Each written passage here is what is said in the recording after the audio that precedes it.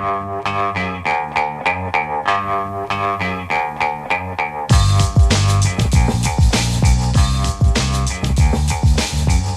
Lehrer on WNYC. So late last week, as you probably heard, New York State Attorney General Letitia James was indicted by the United States prosecutor, the U.S. Attorney in the Eastern District of Virginia. She received 2 criminal charges relating to an investment property she owns in Norfolk, Virginia, a tiny yellow house it's being described as that prosecutors say is an impermissible investment property. There's also an issue of whether she used her father's name on an application and tried to pass him off as her husband. So we'll get into that. Here is about a minute and a half of Tish James' statement in response to her indictment that she released in a video. This is nothing more than a continuation of the president's desperate weaponization of our justice system. He is forcing federal law enforcement agencies to do his bidding, all because I did my job as the New York State Attorney General. These charges are baseless, and the president's own public statements make clear that his only goal is political retribution at any cost. The president's actions are a grave violation of our constitutional order and have drawn sharp criticism from members of both parties. His decision to fire a United States attorney who refused to bring charges against me and replace them with someone who is blindly loyal not to the law, but to the president, is antithetical to the bedrock principles of our country. This is the time for leaders on both sides of the aisle to speak out against this blatant perversion of our system of justice. I stand strongly behind my office's litigation against the Trump Organization. We conducted a 2-year investigation based on the facts and evidence, not politics. Judges have upheld the trial court's finding that Donald Trump, his company, and his 2 sons are liable for fraud. Attorney General Letitia James there referring to the real estate fraud case that she brought in New York against the Trump Organization. Now she's being charged with real estate fraud. Is there a there, or is this just retribution? And of course, this comes just after former FBI Director James Comey was indicted in the same Eastern District of Virginia on charges sought by the same prosecutor in the James case and that were not sought by the previous prosecutor who Trump then removed and replaced. And joining me now with legal analysis is Elie Honig, senior legal analyst at CNN, New York Magazine columnist, former state and federal prosecutor, and author of several books, including When You Come at the King, Inside DOJ's Pursuit of the President from Nixon to Trump. Elie, always good to have you. Welcome back to WNYC. Thanks, Brian. Much to break down with you. Looking forward to it. Give us your analysis of this indictment.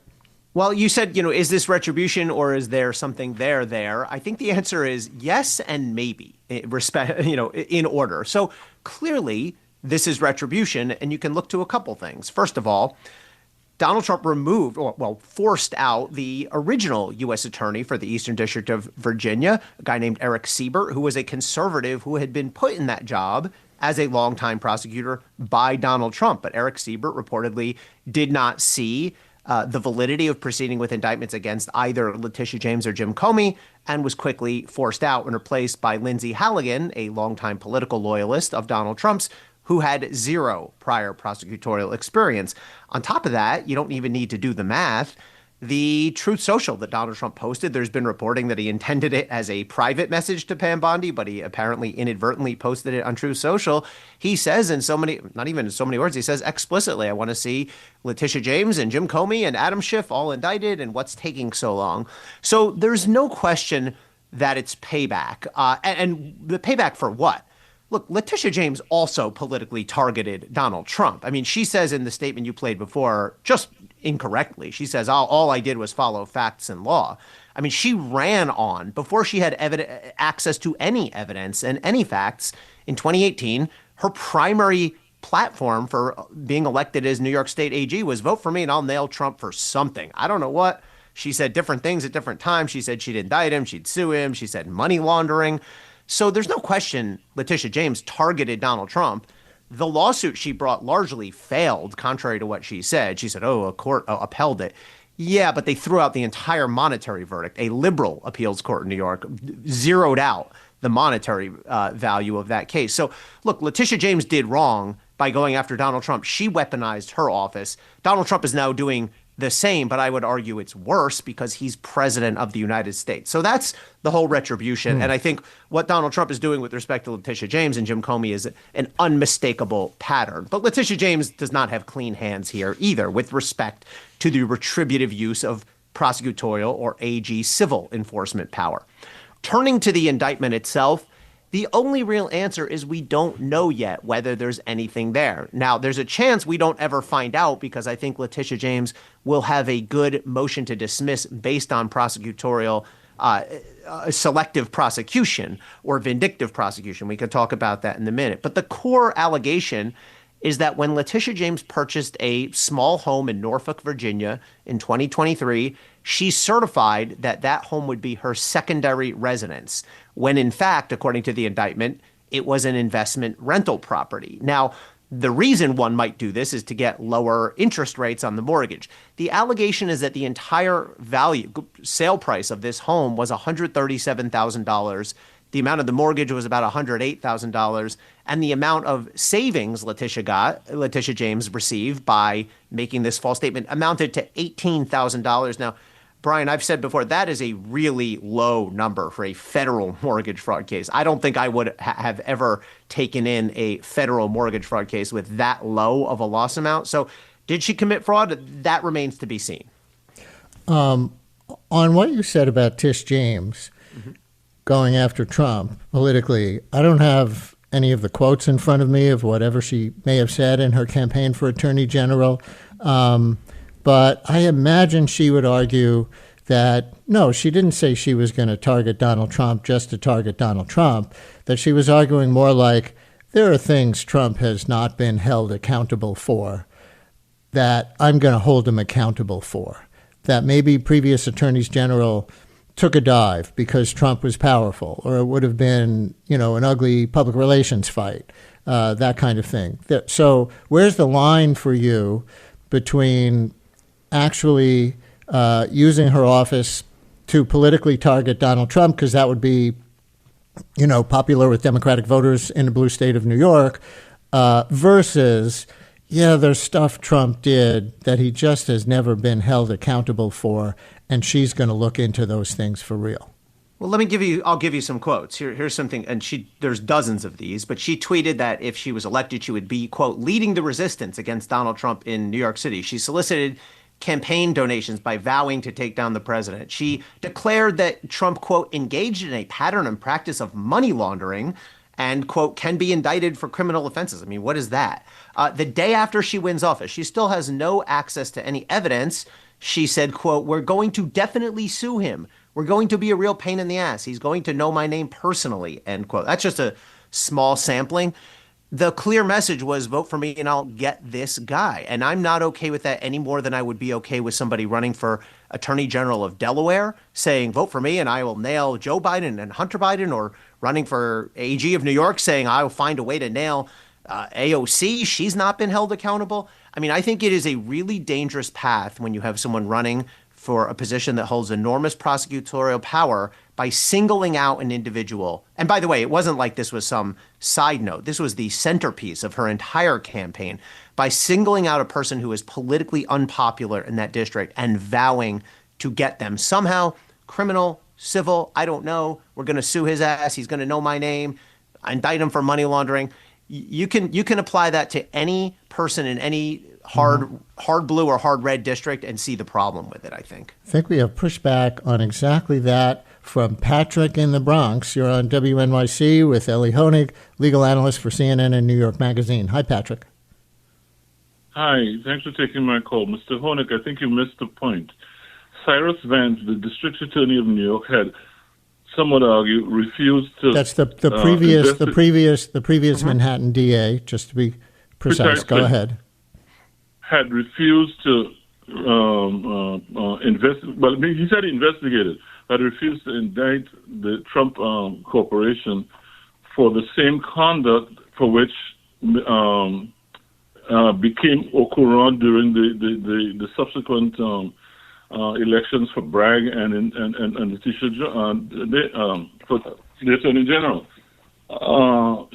So let me get a response, because that's a very specific point. And, we talked about this. I even interviewed Cy Vance about this when he was the Manhattan DA. There was a lot of press at the time that he took a dive on two cases that he should have charged in. And one had to do with the Trumps and real estate fraud. The other had to do with Harvey Weinstein, you may remember. Sure.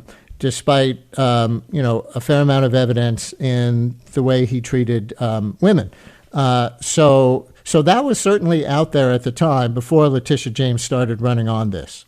Right. I wrote about both of those in my book, by the way, and I agree with you that Cy Vance took a dive on both of those cases, on the fraud. That's not this fraud that Trump ended up getting charged for, but the fraud relating to his children in an apartment building. That's one, and the Harvey Weinstein case for sure. I think he took a dive, but I don't see how that justifies someone running based, on a premise of, I promise you I will bring this guy down. Somehow he's an illegitimate president. I mean, her political motives were explicit. Look, this is part one of the story. I don't think you can credibly say that Letitia James was absolutely right and what's happening to her now is absolutely wrong. I say Letitia James was absolutely wrong, and what's happening to her now is also absolutely wrong and worse, because it's the president of the United States, because he's using and weaponizing the criminal prosecutorial power of the Justice Department. But these efforts to whitewash what Letitia James did just do not resonate and are not consistent with her actual statements. Right. But you don't think this indictment of her should hold up in court either. I want to read you something that a listener wrote. Letitia James began mortgage fraud at 24 years old. 1983 mortgage application. She lists her father as her husband to get a better loan rate. Is that part of this indictment? Because I do see that going around the web. It's not. Let's keep in mind, and there have been all sorts of allegations out there about Letitia James and various incarnations of mortgage fraud. The prosecutor's office went through, a bunch of these came over. There's an important name to keep in mind here. Bill Pulte. This is the guy who is now leading the Federal Housing Finance Agency under Donald Trump. And apparently he's just thumbing through people's mortgage files and sending referrals on disfavored people like Letitia James and Adam Schiff and Lisa Cook from the Fed Board of Governors over to DOJ.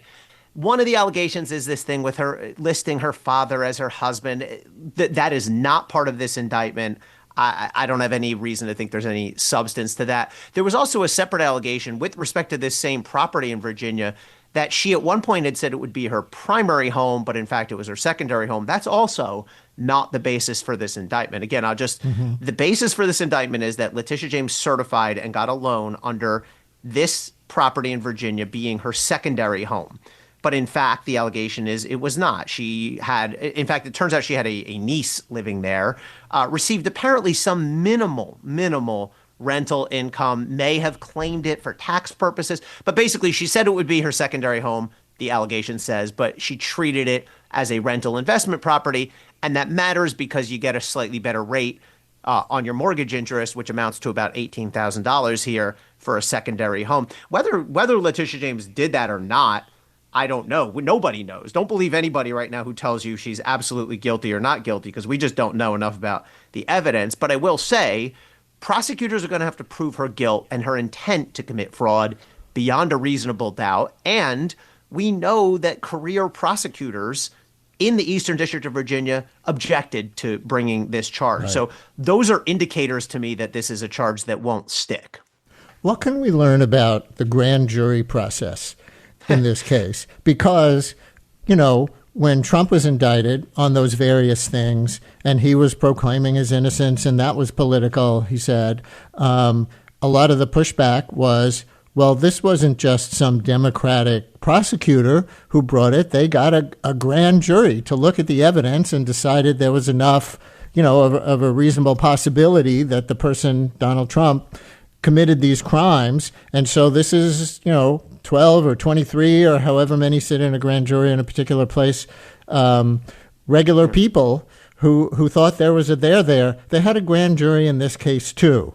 So how should people process that? I think that's a worthwhile thing to note when we're trying to assess whether there's any evidence. But I think we also have to keep in mind that the bar is very low in the grand jury. A few things. First of all, the burden of proof the prosecutor has in the grand jury is only probable cause versus, of course, at trial, you have to prove a case beyond a reasonable doubt. So a very low, not nothing, but a low evidentiary bar. Second of all, as you alluded to, Brian, there's 23 members of a grand jury. You need a majority, only 12, to approve an indictment. And of course, at a trial jury, you need unanimity. And finally, really importantly, it's one-sided. There's only a prosecutor in the grand jury. There's no defense lawyer fighting back. There's no judge saying certain evidence might be inadmissible.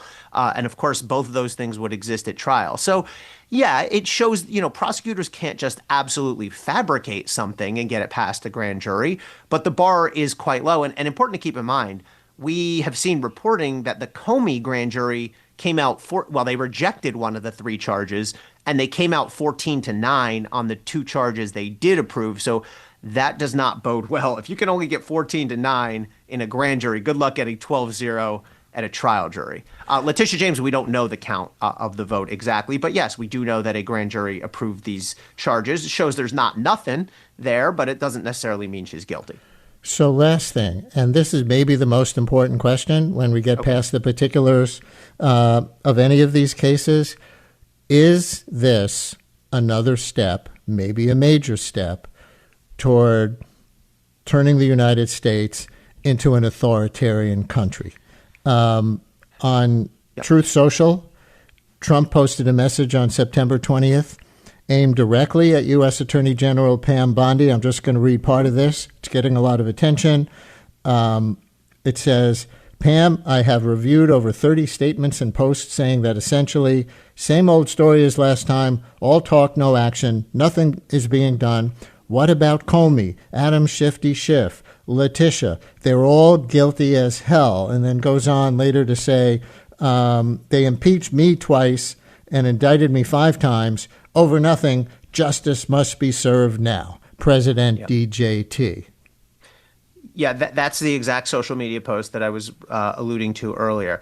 Yes, this is a very dangerous moment for our country. This is a line that Donald Trump has crossed that no prior president has crossed. And we talked about this. I talked about this on your show about how I talk about this in the book. I go back in my book to Watergate and follow every case, insider accounts up through Jack Smith. And this is the first time we've seen a president overtly break down that wall of independence that more than traditionally, just historically, has separated the Justice Department from the White House. No president before has issued direct orders to the White House to go and get my political adversaries and also had it be followed through on and also make firings and personnel replacements to make sure that it happens. And, it's important to keep in mind, Brian, there's nothing in the Constitution. There's no law passed by Congress that says DOJ shall and must be independent. In fact, there's an argument that some make that I disagree with that they're part of the executive branch. DOJ is there to be used at the president's disposal. The practice of DOJ being independent is the result of decades and more than a century of custom, tradition, and best government as exercised by both political parties, by Republicans and Democrats, because both parties have long recognized that if you politicize DOJ, it leads down a very dark path. It just happened to work out that I was half my time at DOJ under Republicans, half my time under Democrats. The beauty of it was it made no difference. I hardly even remember there being a transition. It made zero difference to what I did. But when you weaponize DOJ is the one entity we have in the federal government that can deprive civilians of their liberty. And when you start weaponizing that and using that to settle political scores, that's a very dangerous moment in our history. So there may be a lot on this jury and maybe the Comey jury to not just look at the facts of the case, but kind of tell America what kind of justice system we want to have. Is that fair? Well, it's really interesting because the question about retributive or vindictive prosecution will actually be resolved by the judge before it gets to a jury. And I think there's a good chance there's two different judges have these two different cases. I've never seen a stronger case for selective or vindictive prosecution, because what you have to prove is I was picked out for political purposes. Now, ordinarily, even if you suspect that, it's hard to prove it because it's not said out loud. It's not put in writing, but you just read what will be Exhibit A, Brian. So first, a judge will decide whether this has been political or vindictive or selective. If the cases survive that, I'm not sure they will, then it'll go to a jury. Now, you can't argue that explicitly to a jury if you're the defense. So if the judges throw it out, if the judges throw it out and we just have 10 seconds, does it wind up at the Supreme Court eventually? It'll certainly go to the Court of Appeals. I don't know that the U.S. Supreme Court will take this up. It will be appealed. But look, I think it's about as strong a case for selective prosecution as I've ever seen. And so perhaps it will be up to this Supreme Court to determine what kind of justice system we have. Ellie Honig, senior legal analyst at CNN, New York Magazine columnist, former state and federal prosecutor, and author of several books, including When You Come at the King, Inside DOJ's Pursuit of the President from Nixon to Trump. Thanks for coming on, Ellie. Appreciate it. Thank you, Brian.